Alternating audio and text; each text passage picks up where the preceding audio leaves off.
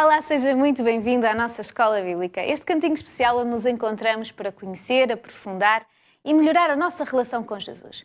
É um prazer encontrarmos uma vez mais, hoje com um convidado especial. Temos connosco o pastor José Lagoa. Pastor José Lagoa, seja bem-vindo. Muito obrigado, é um prazer estar aqui também. Obrigado. Este é um tema especial e muito importante. Vamos falar da importância que tem a unidade. Jesus trouxe a unidade a todos aqueles que crerem nele. E nós vamos, ao longo destes dias, poder estudar juntos sobre esta unidade. Sobre o tema hoje específico, eu vou pedir ao pastor Lagoa que nos possa dizer. Pastor Lagoa, qual é o sumário de hoje? Portanto, hoje nós vamos falar sobre a oração de João 17 e nesta oração nós encontramos a preocupação de Jesus com a unidade entre os seus discípulos e também aqueles que viriam mais tarde. Este é realmente o tema-chave desta oração. E Jesus vai mesmo dizer, e rogo por eles, não rogo pelo mundo, mas por aqueles que me deste, porque são teus e as tuas coisas são minhas e nisso eu sou glorificado. Sem dúvida o tema promete, porque vamos ver aquilo que Jesus disse sobre nós, aquilo que Jesus pediu sobre nós e vamos então fazê-lo começando como sempre abrindo a nossa Bíblia. Vamos abrir a nossa Bíblia, vamos fazê-lo através do texto de João, o texto de João no capítulo 17, do versículo 20 ao versículo 21. E João 17, 20 a 21 diz o seguinte: Eu não rogo somente por estes, mas também por aqueles que pela sua palavra hão de crer em mim, para que todos sejam um, como tu, ó Pai, o és em mim e eu em ti. Que também eles sejam um em nós, para que todo o mundo creia que tu me enviaste. Isto é um texto muito conhecido, não é? É um texto que nos mostra, que nos leva para a importância de que Jesus, a forma importante como Jesus olhava para nós. Jesus passou um tempo em oração e, como vimos, hoje vamos falar sobre as orações de Jesus. Mas Jesus começou por orar por ele. Por que Jesus orou por ele? Esta é uma das orações mais bonitas que nós encontramos de Jesus, mais longas, e Bengel até diz mesmo que esta oração é o mais simples com relação às palavras, mas o mais profundo em relação às ideias. E é nesta primeira parte da oração de Jesus, ele orou exatamente por si mesmo. Vemos que Jesus, em primeiro lugar, intercede por si mesmo, porque nos Evangelhos, nos antecedentes acontecimentos anteriores, nós vemos que Jesus diz que ainda não tinha chegado a hora, mas agora estava a chegar a hora realmente do seu sacrifício e estava já a chegar o momento da dramática conclusão da sua vida. Aqui tinha chegado o momento dele realmente completar a sua missão. E então Jesus vai orar por ele no sentido também de glorificar o Pai. Esta palavra glorificar aparece várias vezes na Bíblia, pelo menos 62 vezes, significa render glória, dar honra, magnificar. E através da morte de Jesus, ele iria então honrar o Pai, não apenas por salvar a humanidade, mas também ele queria fazer este ato para glorificar, para adorar, para honrar, digamos assim, o seu Pai. E no centro desta oração de João 17, está também o relacionamento entre ele e o Pai. E por isso Jesus vai começar por ele mesmo também. No fundo é a base para que depois todos nós e os discípulos do seu tempo possam compreender realmente que o relacionamento de amor e de unidade perfeito era realmente aquele que existia entre Jesus e o Pai antes da fundação do mundo, como Jesus o diz no capítulo 17, no versículo 24. Então, nós vemos aqui que o Pai é identificado como o único Deus, como o verdadeiro, como Pai Santo, Pai Justo, versículo 25, e tudo isto descreve justamente o caráter de Deus, do Pai, não é? Então, nós vemos aqui, portanto, nesta primeira parte, que o relacionamento entre o Pai e o Filho providencia então a base do relacionamento para o qual Jesus pede também para os seus discípulos. O mais importante, Jesus diz-nos que a vida eterna é conhecermos pessoalmente também esse Deus. Então ele começa por, nesta primeira fase, dar também, digamos, a ênfase e a base daquilo que ele pretendia para os discípulos. E é interessante que esta palavra conhecer, que Jesus aqui coloca, este conhecimento é algo mais profundo de um relacionamento, mas é interessante que esta palavra vai no sentido de conhecer, no sentido de crescer nesse conhecimento, nesse relacionamento com Deus o Pai. Portanto, Jesus aponta aqui para algo profundo, enriquecedor, um tal relacionamento pessoal também com esse Deus, com o nosso Pai. E esta passagem caracteriza também o Pai e o Filho, não só na sua divindade e unidade, mas também na generosidade, porque nesta primeira parte nós vemos que o Pai dá ao Filho, o Filho, por seu lado, dá muitas das coisas também que o Pai lhe deu, não é? E, portanto, nós vemos aqui esta generosidade, este dar-se. O Pai deu o seu Filho, Jesus dá-se a si próprio para morrer na cruz do Calvário, não é? E também nesta primeira fase desta oração, nós vemos que Jesus vai falar no nome do Pai. O nome, realmente, na cultura hebraica, era uma marca distintiva, não é? Da definição do caráter. E por isso, quando Jesus afirma que tinha revelado o nome do Pai, nós podemos perceber que Jesus está a falar da grandeza, do caráter, da natureza do Pai, não é? Desse Deus maravilhoso que é o nosso Pai, que é o nosso Deus, não é? É maravilhoso, nós vemos também, podemos dizer também que esta parte da oração é para nos mostrar a nós também como nos devemos relacionar com o Pai. A unidade que ele tinha com o Pai é a unidade que depois ele nos vai propor aos discípulos e depois a nós, não é? Ele começa por mostrar, olha, é assim que se faz. Exatamente. Jesus, ele é muito gráfico na forma como fala connosco, com os exemplos, e ele vai ser muito gráfico aqui, ele vai dizer que da forma que eu me estou a relacionar é da forma que vocês devem se relacionar. É muito interessante e é bom aprofundarmos e podermos olhar com estes olhos para o início desta oração. Mas depois Jesus vai continuar. Exato. Quando ele continua, agora ele vai dirigir a oração ao Filho. Ao Filho não, peço desculpa, aos discípulos. Aos discípulos. Ou seja, ele vai dizer, Pai, agora coloco nas tuas mãos também os meus discípulos, não é? É interessante porque Jesus vai orar por eles porque os discípulos também estavam em grande perigo, porque quando nós estamos numa missão para Deus, não é? O inimigo também faz o seu trabalho e, portanto, Jesus também estava preocupado com os seus discípulos e Jesus iria deixar de estar com eles fisicamente, Exato. Já não iria estar com eles fisicamente, então Jesus entrega-os ao cuidado do Pai. E por isso a oração de Jesus é para que eles sejam protegidos no mundo, não é? Assim, Jesus não ora pelo mundo, não é? Ou seja, por aqueles que ainda não creram, não é? Mas Jesus vai agora entregá-los junto do Pai para que o Pai os pudesse também proteger. Portanto, ele pede ao Pai que guarde, que proteja, porque ele realmente é um Deus amoroso, é um Deus misericordioso, é um Deus que é fiel às promessas e a proteção de Deus sobre os seus fiéis é realmente necessária porque os discípulos permanecem no mundo que é hostil, nos seus valores, nos princípios e, portanto, eles iriam precisar que eles fossem também protegidos. Por outro lado, porque Jesus também conhecia a natureza dos seus discípulos, não é? Havia ainda aquilo que havia, ainda havia para moldar, não é? Exatamente. Conhecia que ainda havia coisas que eles tinham que entregar ao Pai. Ainda havia ali muitas coisas que eles tinham que trabalhar, entre eles havia ali a falta de unidade e por isso Jesus vai falar da importância da unidade também. Exato. E então ele vai dizer, Pai Santo, no versículo 11, não é? Guarda o teu nome, aqueles que me deste, para que sejam um, assim como nós também somos um, não é? Portanto, esta união está além da realização humana. Portanto, esta união não é uma união, digamos assim, puramente humana, mas esta unidade que Jesus queria que os discípulos tivessem, ela estava fundada num princípio muito importante, que era a unidade entre o Pai e o Filho também, não é? Portanto, eles eram um pré-requisito indispensável num serviço eficaz no futuro, não é? E depois, para além disso, Jesus também orou pelos discípulos porque Jesus queria que eles fossem santificados, consagrados, não é? Para um serviço que era muito importante, não é? A obra da graça de Deus no coração dos discípulos era importante essa consagração, essa dedicação também. E por isso Jesus ora também para que eles realmente fossem pessoas consagradas, dedicadas, santificadas a Deus. Mas também porque Jesus ora também por eles no sentido de que essa santificação, essa separação, essa consagração os pudesse também transformar.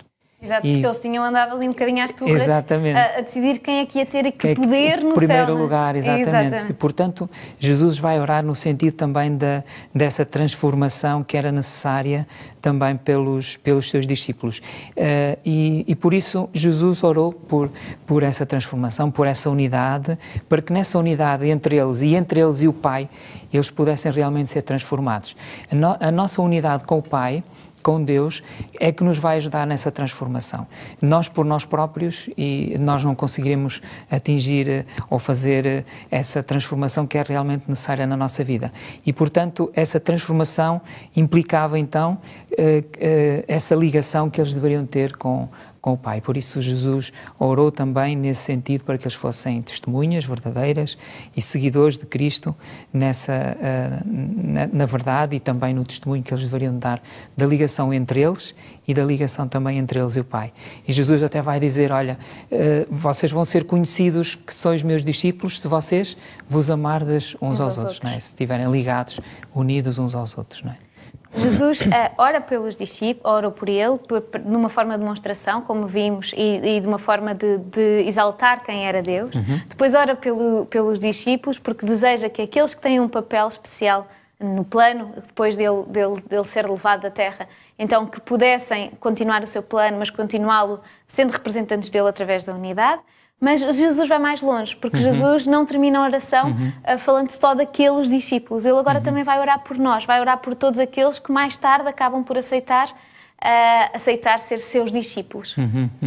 É verdade. E esta, para mim, é a parte que mais me toca a mim, pessoalmente, porque, claro, no final de contas, quando eu olho para esta oração de Jesus, eu fico maravilhado porque Jesus orou por mim, não é? E isto a mim toca-me porque nós normalmente nós oramos por Jesus, com Jesus, a Deus, a Jesus, mas raramente nos lembramos que Jesus também orou por nós, não é? E realmente este é um ponto muito, para mim é um dos pontos mais importantes nesta oração. O poder ver aqui, através desta oração, deste pedido de Jesus por mim, poder ver o amor de Jesus por mim, a misericórdia que Deus tem por mim, não é? E realmente é um dos pontos mais bonitos que nós encontramos na Palavra de Deus. Assim como o Pai e o Filho são um, Jesus também orou para que os futuros crentes, não só os discípulos, que também eram importantes, eles tinham uma missão a cumprir naquele tempo, mas Jesus também vai dizer, é importante também orar por aqueles que irão vir mais tarde, não é? Neste Evangelho, Jesus referiu-se então à unidade do Pai e do Filho e vai dizer também vai pedir também que aqueles que vierem depois possam também ter essa unidade, como o Pai e o Filho também têm. E realmente esse é um grande desafio. É um grande desafio que eu penso que nós temos. Não só uma unidade, digamos assim, ao nível horizontal, portanto, entre nós, entre a Igreja, entre os crentes em Jesus, mas também uma unidade que deve existir entre mim e o Pai, não é?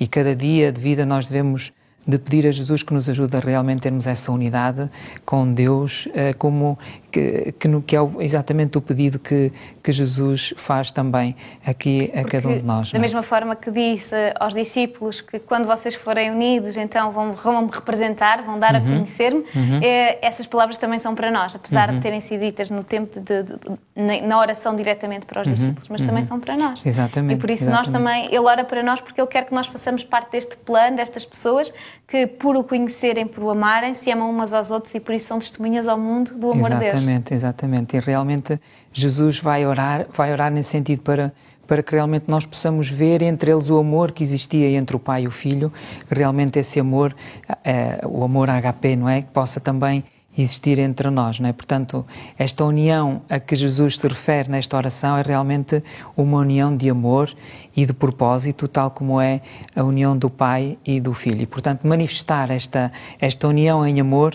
dará uma confirmação pública, tanto da sua relação com Jesus, como também com a relação com o Pai, não é? Portanto, a manifestação da sua união genuína, ela deve providenciar um testemunho atraente da verdade e do Evangelho. E, portanto, todos nós, cristãos, somos chamados a sermos então esses embaixadores de Deus, para quando as pessoas olharem para nós, elas possam ver a união que existia entre Jesus e o Pai. Realmente nós somos esses embaixadores, a maneira como nós pensamos, a maneira como nós agimos, a forma como nós estamos no mundo, a forma como nós vivemos o nosso dia-a-dia, isso deve manifestar esse amor de Deus e o amor de Jesus por cada um de nós, não é? Às vezes nós esquecemos e pensamos que que realmente aquilo que nós fazemos no dia-a-dia não importa assim muito, mas na realidade importa. E Jesus orou por isso mesmo, para que o nosso testemunho diário na nossa vida, no nosso dia-a-dia, naquilo que nós dizemos, naquilo que nós fazemos, no nosso trabalho, nós possamos realmente refletir essa imagem, esse amor que Jesus tem por cada um de nós. Era no fundo aquilo que Jesus também pedia dos seus discípulos, e naquele momento em que Jesus estava com os discípulos havia realmente algumas dissensões entre eles, algumas lutas, algumas dificuldades, e Jesus queria que os discípulos que viessem a seguir fossem diferentes. Então Jesus orou, intercedeu nesse sentido. Infelizmente eu creio que nem sempre nós correspondemos com esse desejo de Jesus, não é? Às vezes não somos aquilo que realmente Jesus queria que nós fôssemos. Mas, na verdade, nós podemos ver que quando nós agimos de uma forma egoísta, quando nós agimos segundo aquilo que vai os nossos próprios pensamentos, as nossas próprias ideias, sem pensarmos nos propósitos que Deus tem por cada um de nós, nós corremos o risco de causar desarmonia, de causar problemas, de causar dificuldades, e o mundo, como Jesus diz, ou aqueles que não creem ainda em Jesus, fica mais dividido, fica mais impotente. A mensagem de Jesus acaba por ter mais dificuldade para chegar onde Jesus queria que ela chegasse, por penetrar nos corações que Ele queria. E, portanto, quando nós mostramos amor e unidade entre nós revelamos o verdadeiro caráter de Deus e a intenção de Deus, não é? Então podemos, e porque já o estamos a fazer um bocadinho, mas agora vamos entrar mesmo no Aprendendo Fazendo. Depois de ver a oração de Jesus, depois de poder explicá-la desta forma, o que é que eu posso começar a aprender o que já aprendi, o que é que eu posso pôr em prática já hoje?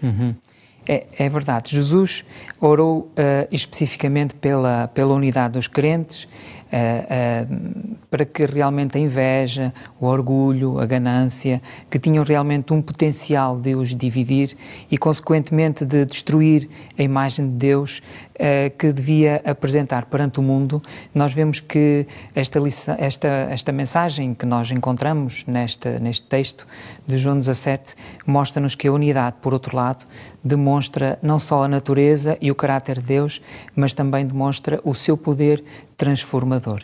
E, portanto, é importante que Jesus não tenha orado somente pela unidade entre os cristãos do seu tempo, entre os seus próprios discípulos, mas Jesus orou também pela unidade daqueles que iriam vir após Jesus. Jesus também reconhecia, portanto, que a unidade entre eles dependia também da unidade com Deus. E, portanto, é este o desafio que Jesus nos quer deixar também a cada um de nós. Ele pretende também que essa unidade que existia entre Ele e o Pai pudesse ser também essa unidade a existir na minha vida, na vida de cada um de nós.